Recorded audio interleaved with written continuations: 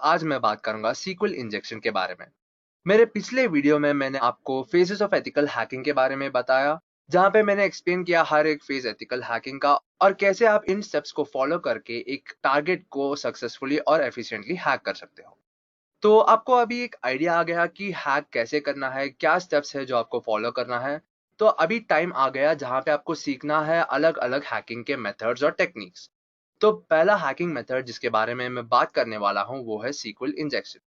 तो इस वीडियो में मैं आपको सीक्वल इंजेक्शन के बारे में बताऊंगा। मैं बताऊंगा कि सीक्वल इंजेक्शन होता क्या है, सीक्वल इंजेक्शन कैसे काम करता है, सीक्वल इंजेक्शन के कॉन्सेप्ट के बारे में बताऊंगा, लॉजिक के बारे में बताऊंगा और फिर डेमो दिखाऊंगा कि सीक्वल इंजेक्शन अटैक को यूज करके आप कैसे एक वेब एप्लीकेशन को हैक कर सकते हो। और उसके बाद मैं आपको ये भी बताऊंगा कि सीक्वल इंजेक्शन को प्रिवेंट कैसे किया जा सकता है। तो चलिए जानते हैं कि सीक्वल इंजेक्शन होता क्या है। सीक्वल इंजेक्शन एक वेब बेस्ड अटैक है जिसे यूज करके डेटाबेस सर्वर्स को टेक ओवर किया जा सकता है। और अगर आपको सीक्वल इंजेक्शन यूज करना है तो आपको एक वेब एप्लीकेशन चाहिए होगा जो एक डेटाबेस को यूज करता है।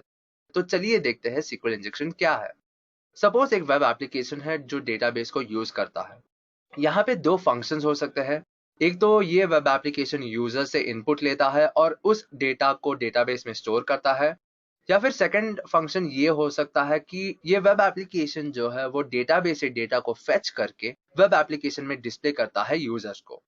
चाहे जो भी फंक्शन हो, ये इनपुट लेके स्टोर करना हो या फिर डेटा फेच करके डिस्प्ले करना हो, ये वेब एप्लीकेशन जो है वो एक सीक्वल क्वेरी जनरेट करता है और ये सीक्वल क्वेरी डेटाबेस को जाता है जहां पे ये एग्जीक्यूट होता है और फिर डेटाबेस रेलेवेंट रिजल्ट्स को वेब एप्लीकेशन को भेजता है।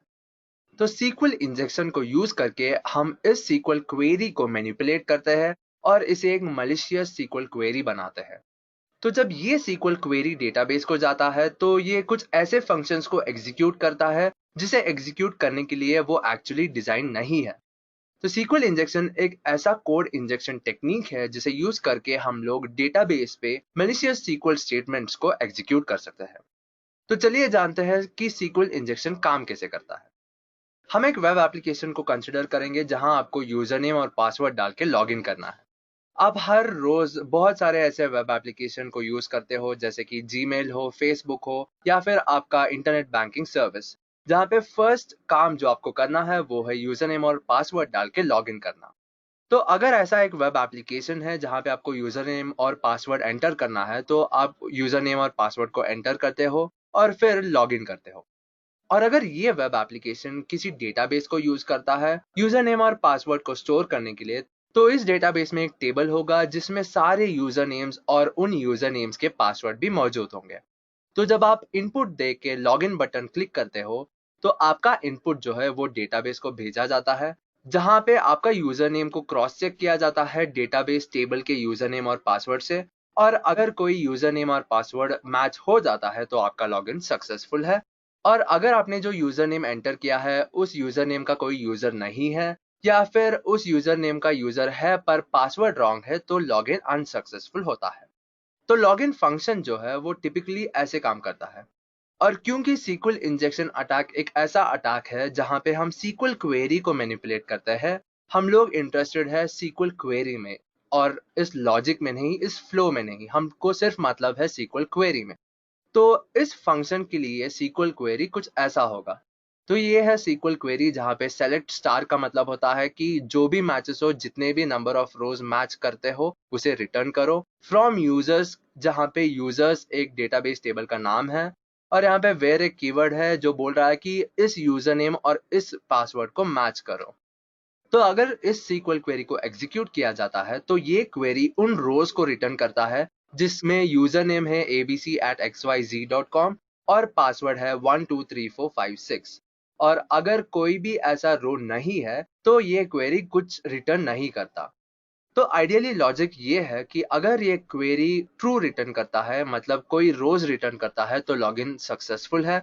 और अगर ये क्वेरी फॉल्स रिटर्न करता है, मतलब कोई भी मैच नहीं है, तो लॉगिन अनसक्सेसफुल है। तो हम लोग इस लॉजिक को यूज करेंगे। तो पहले मैं इस सीक्वल क्वेरी पे कॉन्सेंट्रेट करता हूँ और इसे हाईलाइट करता हूँ। ये रहा सीक्वल क्वेरी और इस सीक्वल क्वेरी में मैंने थोड़े पार्ट्स को हाईलाइट किया है रेड में। तो ये पार्ट्स है जहाँ पे यूजर इनपुट्स देता है। जब आप SQL इंजेक्शन को यूज कर रहे हो या किसी वेब एप्लीकेशन को यूज कर रहे हो, आपका कंट्रोल सिर्फ इनपुट पे होता है, क्योंकि SQL क्वेरी जो है वो प्री जनरेटेड होता है और आप उस SQL क्वेरी को चेंज नहीं कर सकते। तो आपको जो भी करना है वो आपको इनपुट के थ्रू करना है।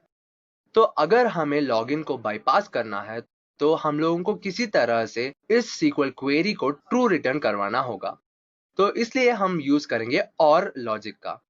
तो अगर कोई बिगनर्स है और आपको पता नहीं है कि और लॉजिक क्या होता है, मैं आपको एक बार एक्सप्लेन कर लेता हूँ। और एक फंक्शन है जो कुछ इनपुट्स लेता है और एक आउटपुट देता है।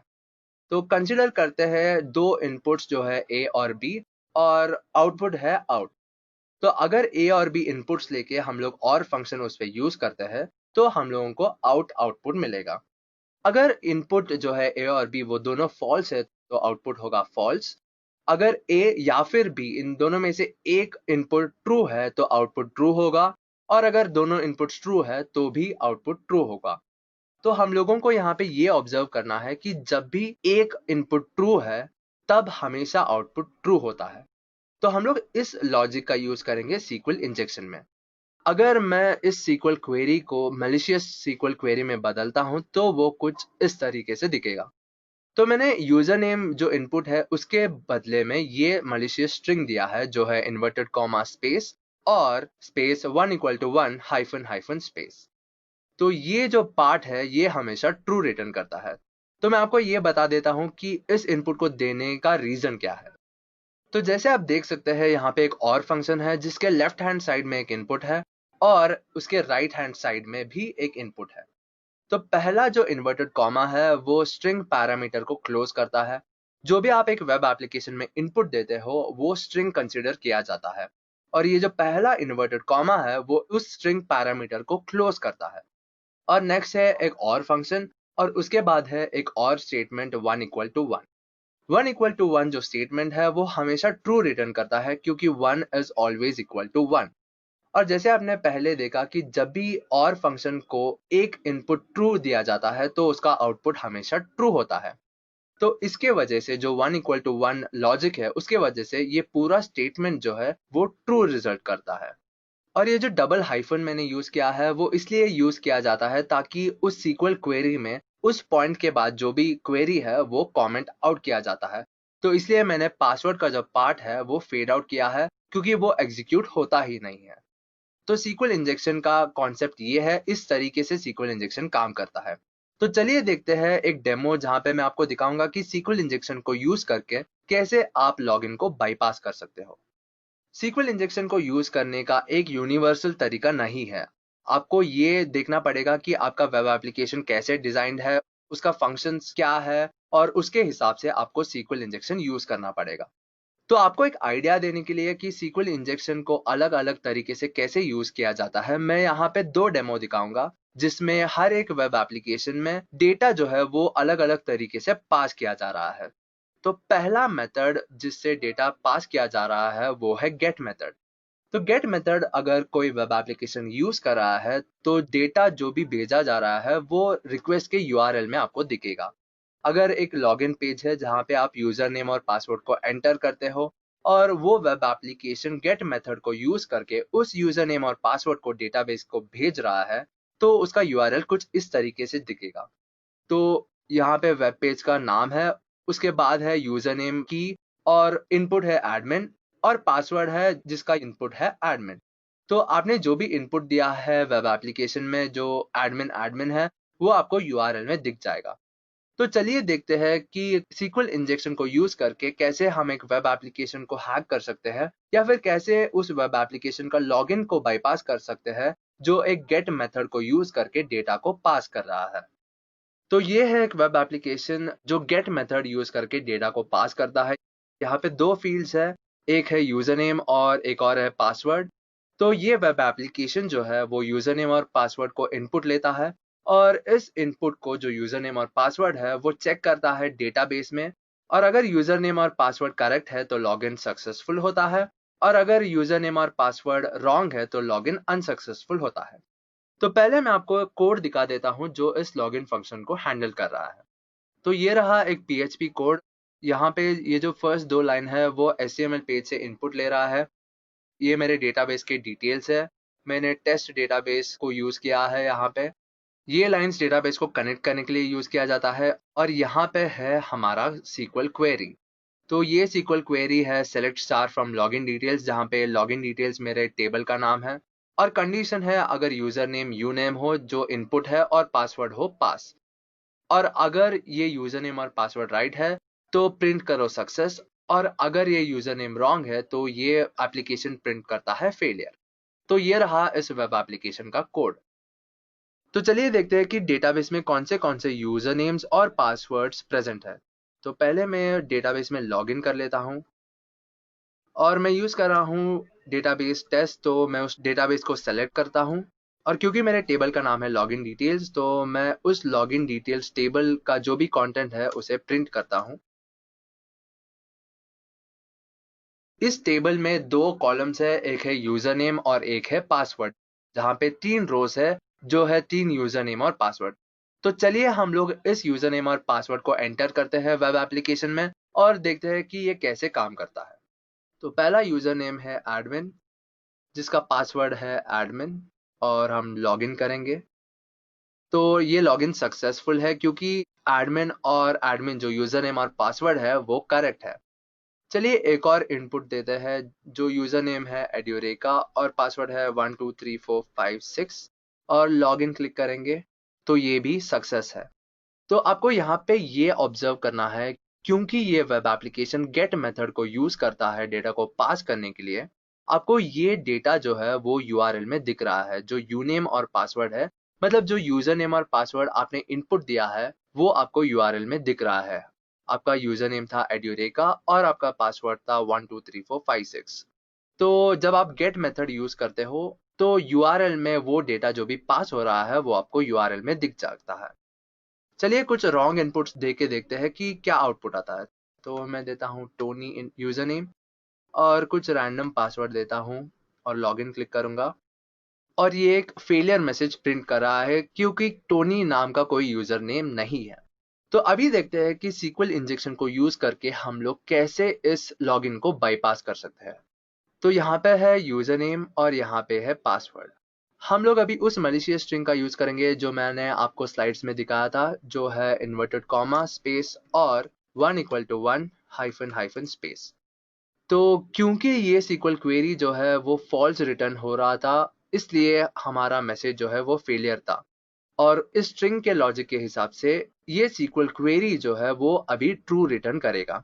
तो अगर मैं एंटर प्रेस करता हूं तो अगर ये SQL इंजेक्शन एग्जीक्यूट होता है तो हम लोग एक सक्सेस मैसेज देखेंगे। तो चलिए मैं अब एंटर प्रेस करके देखता हूं। तो जैसे आप देख सकते हैं कि सक्सेस प्रिंट हो रहा है, जिसका मतलब है कि लॉगिन सक्सेसफुल है। तो यहाँ पे आप देख सकते हैं कि मुझे यूजर नेम नहीं पता था और पासवर्ड भी नहीं पता था, पर फिर भी मैंने SQL इंजेक्शन को यूज करके इस लॉगिन को बाईपास किया। तो ये रहा एक मेथड जिससे डेटा पास किया जाता है। चलिए देखते हैं दूसरा मेथड जिससे डेटा को पास किया जाता है। तो दूसरा मेथड है पोस्ट। जब एक वेब एप्लीकेशन पोस्ट मेथड को यूज कर रहा है डेटा को पास करने के लिए, तो वो डेटा जो है वो यूआरएल में नहीं दिखता। वो डेटा रहता है रिक्वेस्ट के रिक्वेस्ट बॉडी में। तो मैंने एक और वेब एप्लीकेशन रेडी किया है जो पोस्ट मेथड को यूज करता है डेटा को पास करने के लिए।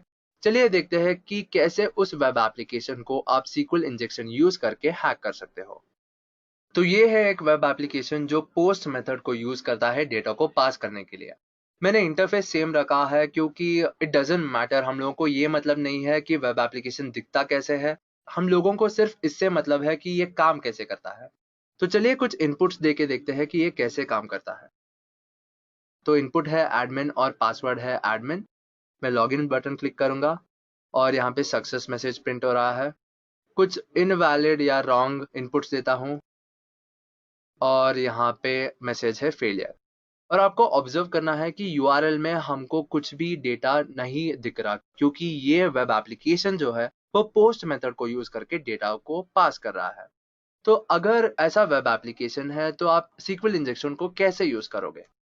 जैसे मैंने आपको पहले बताया कि यूजर सिर्फ इनपुट्स को कंट्रोल कर सकता है, वो क्वेरी को कंट्रोल नहीं कर सकता क्योंकि वो प्री जनरेटेड रहता है।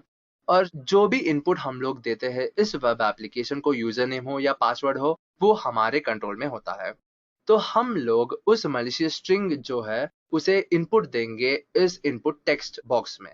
तो वो है इन्वर्टेड कॉमा और स्टेटमेंट है 1 = 1 हाइफन हाइफन स्पेस, और मैं कुछ पासवर्ड भी दे देता हूँ और मैं लॉगिन बटन क्लिक करूंगा।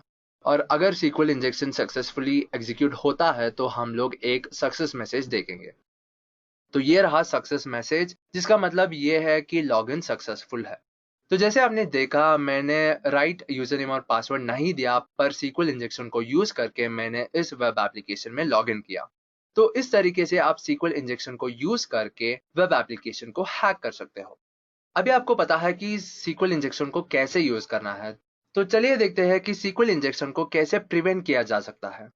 अगर आप एक एथिकल हैकर बनते हो और किसी वेब एप्लीकेशन को टेस्ट करते हो और आपको ये पता चलता है कि वो वेब एप्लीकेशन सीक्वल इंजेक्शन को वल्नरेबल है, तो आपको उस टारगेट ऑर्गेनाइजेशन को ये बताना है कि कैसे वो अपना सिक्योरिटी बेटर कर सके, तो कैसे वो सीक्वल इंजेक्शन को प्रिवेंट कर सके। इसलिए आपको जानना है कि सीक्वल इंजेक्शन को प्रिवेंट कैसे किया जा सकता है। सीक्वल इंजेक्शन को प्रिवेंट करने के लिए बहुत सारे मेथड्स है और ये सब डिपेंड करता है कि वेब एप्लीकेशन कैसे डिजाइन किया गया है। आप वैलिडेशन यूज कर सकते हो, या फिर आप पासवर्ड फील्ड्स में जो कैरेक्टर्स यूज कर सकते हैं उसे लिमिट कर सकते हो। ऐसे ही बहुत सारे मेथड्स हैं। तो इस सेशन में मैं आपको एक मेथड बताने वाला हूं जो है बाइंडिंग पैरामीटर मेथड, और देखेंगे कि कैसे वो सीक्वल इंजेक्शन को प्रिवेंट करता है। तो ये है वो कोड जिसमें सीक्वल इंजेक्शन को प्रिवेंट करने के लिए कुछ कोड लिखा गया है। ये सारा जो भी पार्ट है वो सेम है, जहाँ पे इनपुट लिया जाता है, जहाँ पे सर्वर का डिटेल्स है, डेटाबेस का डिटेल्स है, जहाँ पे क्वेरी है सेलेक्ट करके चेक करने के लिए कि क्या ये पासवर्ड और यूजर नेम करेक्ट है या नहीं। और इसके साथ यहाँ पे कुछ एक्स्ट्रा लाइंस है जैसे आप देख सकते हैं, और ये लाइंस जो है इसे यूज करके आप सीक्वल इंजेक्शन को प्रिवेंट कर सकते हैं। तो जैसे मैंने आपको पहले बताया कि जो भी इनपुट आप देते हो वेब एप्लीकेशन में वो स्ट्रिंग कंसिडर किया जाता है। और जब हम लोग मलिशियस स्ट्रिंग जो है वो यूज करते हैं जिसमें पहला कैरेक्टर होता है इन्वर्टेड कॉमा, वो उस स्ट्रिंग पैरामीटर को क्लोज करता है, और जो आगे का और स्टेटमेंट है वो एक लॉजिक कंसिडर किया जाता है। और जब आप इस बाइंड पैरामीटर फंक्शन को यूज करते हो तो आप बेसिकली वेब एप्लीकेशन को ये बता रहे हो कि जो भी इनपुट है उस पूरे इनपुट को एक स्ट्रिंग कंसिडर किया जाए, और इससे सीक्वल इंजेक्शन को प्रिवेंट किया जा सकता है। तो शायद आपको थोड़ा कंफ्यूजन होगा सिर्फ कोड को देख के, इसलिए मैंने उस लॉजिक को विजुअलाइज किया है। तो चलिए देखते हैं कि कैसे बाइंड पैरामीटर को यूज करके सीक्वल इंजेक्शन को प्रिवेंट किया जा सकता है। तो ये रहा वेब एप्लीकेशन जहाँ पे यूजर नेम और पासवर्ड है, और अगर आप सीक्वल इंजेक्शन को यूज कर रहे हो तो आप मैलिशियस स्ट्रिंग एंटर करोगे यूजर नेम या फिर पासवर्ड में, और एक सीक्वल क्वेरी जनरेट होगा जो हमेशा ट्रू रिटर्न करेगा। जब आप बाइंड पैरामीटर फंक्शन को यूज कर रहे हो तो ये पूरा इनपुट जो है वो एक स्ट्रिंग कंसिडर होगा। तो यहाँ पे जैसे आप देख सकते हो जो भी मैलिशियस स्ट्रिंग है इंक्लूडिंग द इन्वर्टेड कॉमा, ये इन्वर्टेड कॉमा और 1 = 1 हाइफन हाइफन स्पेस, ये जो पूरा इनपुट है वो पूरा इनपुट एक स्ट्रिंग कंसिडर किया जाता है, और ये जो और लॉजिक है वो फंक्शन एग्जीक्यूट नहीं होता। और इस इनपुट को डेटाबेस को भेजा जाता है, और डेटाबेस टेबल में इस इनपुट को क्रॉस चेक किया जाता है, और क्योंकि कोई मैच नहीं होता तो ये सीक्वल इंजेक्शन फेल होता है। तो इस तरीके से आप बाइंड पैरामीटर फंक्शन को यूज करके सीक्वल इंजेक्शन अटैक को प्रिवेंट कर सकते हो। इस वीडियो के लिए बस इतना ही। अगर आपको ये वीडियो पसंद आया है तो लाइक और शेयर कीजिए,